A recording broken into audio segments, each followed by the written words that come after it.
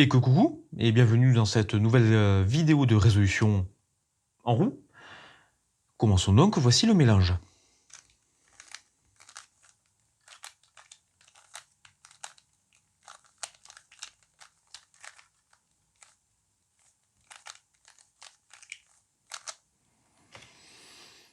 Alors pour cette résolution, je suis parti sur un bloc vert jaune.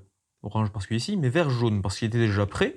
Et comme pour ceux qui sont habitués à voir tout ça, j'aime beaucoup commencer par des blocs dès que j'en vois.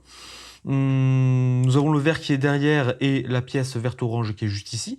Donc il me suffirait de faire un U2 pour pouvoir raccorder justement ce morceau de bloc et puis terminer ce bloc. Sauf que si je fais ça, U2, F, U, on se retrouve avec ces deux pièces juste là qui sont assez problématiques.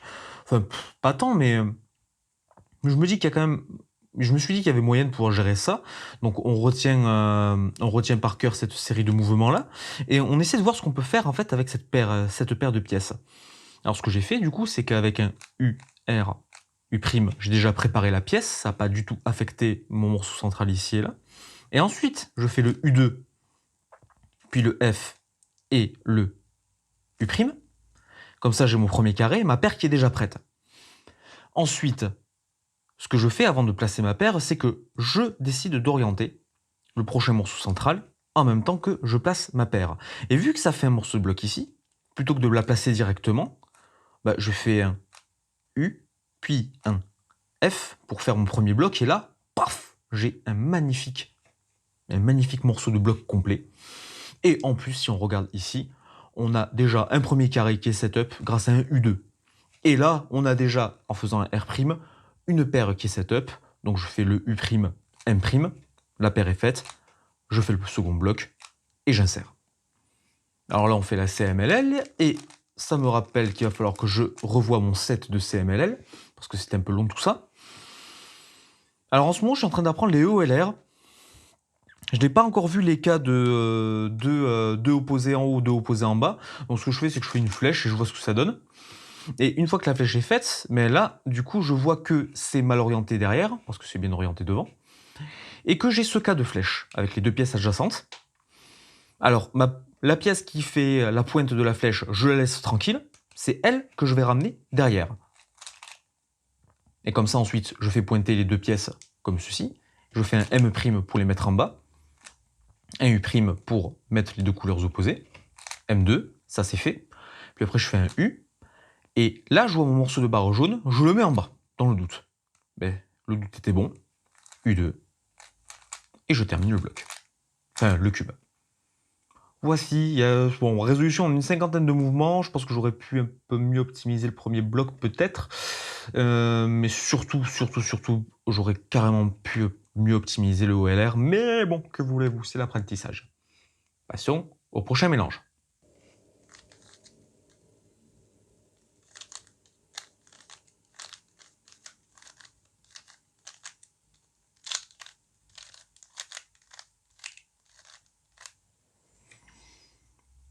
Alors, pour ce mélange-là, je vais partir sur un bloc vert-blanc. Pourquoi vert-blanc? Parce que j'ai déjà un morceau de bloc qui est ici, un demi-morceau de bloc qui est là, et son autre demi qui est juste ici, qui est insérable en 4 mouvements, voilà, comme ceci, 1, 2, 3, 4.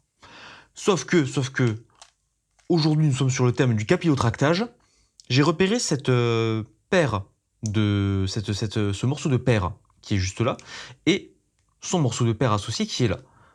Ben, avant de faire tout ça, je retiens juste à faire RU, R' pour faire mon bloc. Donc dans ce cas, je fais un L2. J'ai ma paire qui est faite. RU, R', j'ai mon bloc, morceau bloc qui est prêt. Je fais un U pour préserver ma paire, pour reset-up le L2. Comme ça, j'ai juste à faire des primes. Premier carré qu'il est fait. Et là, ben, ma paire, je fais un petit R, B'. Chose magique, c'est que ça a déjà mis le morceau central bleu de près, ça a déjà préparé la paire ici, donc bah, à ce moment-là, on y va à l'instinct, paf, ça fait des chocs à pic, premier carré de fait. Là, on est sur un cas pas spécialement cool, parce que du coup, on a une mauvaise paire qui est faite. Bah alors, moi, ce que je fais instinctivement, c'est pas forcément le plus opti, mais en même temps, on y va à l'instinct, on y va à l'intuition, la sacro-sainte intuitivité, je vous remontre ça. Je fais un U2, simultanément R', M'. La paire, elle est faite, je la jette sur le côté, je redescends mon premier carré, et puis j'insère le jaune en haut, toujours quand on commence à CMLL. En parlant de CMLL, voici. Et là, on a un cas de flèche qui est un NOLR de base, adjacent, bien orienté, mal orienté derrière. Donc je fais un M, U' pour les amener face à face, M' pour l'amener en bas. Les deux couleurs opposées, vert et bleu. Je fais un M2 en retenant que mon morceau de barre blanche va atterrir ici devant, pour ensuite pouvoir faire de façon fluide la fin du cube. Ça allait relativement vite, c'était plutôt capillotracté. N'hésitez pas à revoir pour vous faire une petite idée. Passons maintenant au prochain mélange.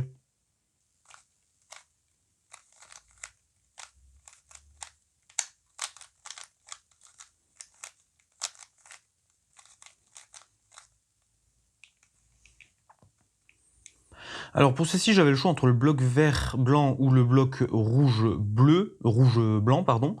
J'ai choisi le rouge-blanc par nostalgie, parce que quand j'ai commencé rouge, je faisais que le bloc rouge, point barre, rouge-blanc et point.